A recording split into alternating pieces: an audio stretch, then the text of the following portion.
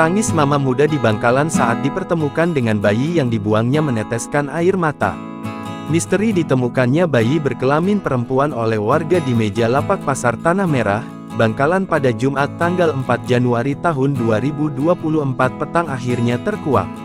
Itu setelah Unit Perlindungan Perempuan dan Anak PPA, Satreskrim Polres Bangkalan menangkap seorang ibu muda berinisial RB, 27 alias Anissa, warga Desa Daleman, Kecamatan Galis pada Minggu tanggal 7 Januari tahun 2024. Langkah Anissa terlihat gontai, ia didampingi seorang polwan unit PPA Satreskrim menuju ruang lobi Polres Bangkalan, Senin, tanggal 8 Januari tahun 2024.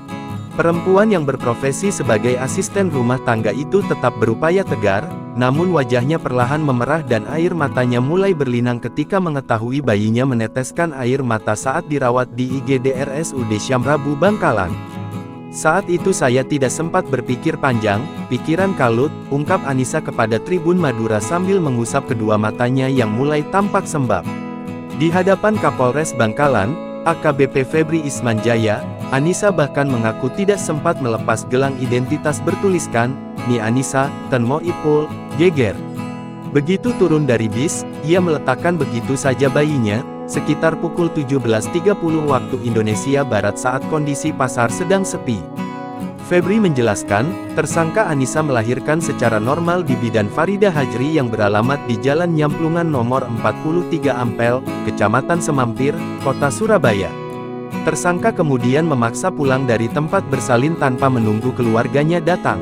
Bayi ini adalah hasil hubungan gelap, sehingga tersangka ini membuang bayi di Pasar Tanah Merah. Alasannya karena, pertama hasil hubungan gelap, kedua takut sama orang tua usai melahirkan bayi di luar hubungan nikah, jelas Febri didampingi Kasat Reskrim Polres Bangkalan, AKP Heru Cahyo.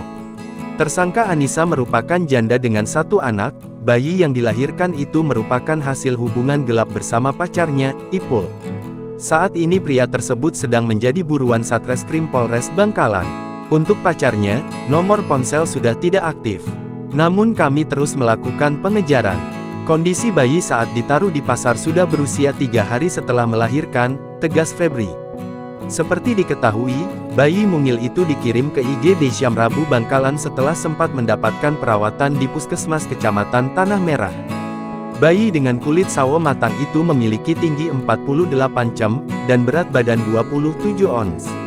Kepala IGD RSUD Syamrabu Bangkalan, Dr. Mahrus, SEPM mengungkapkan bahwa kondisi bayi saat ini dalam keadaan baik, nangisnya kuat. Hanya saja minumnya masih kurang.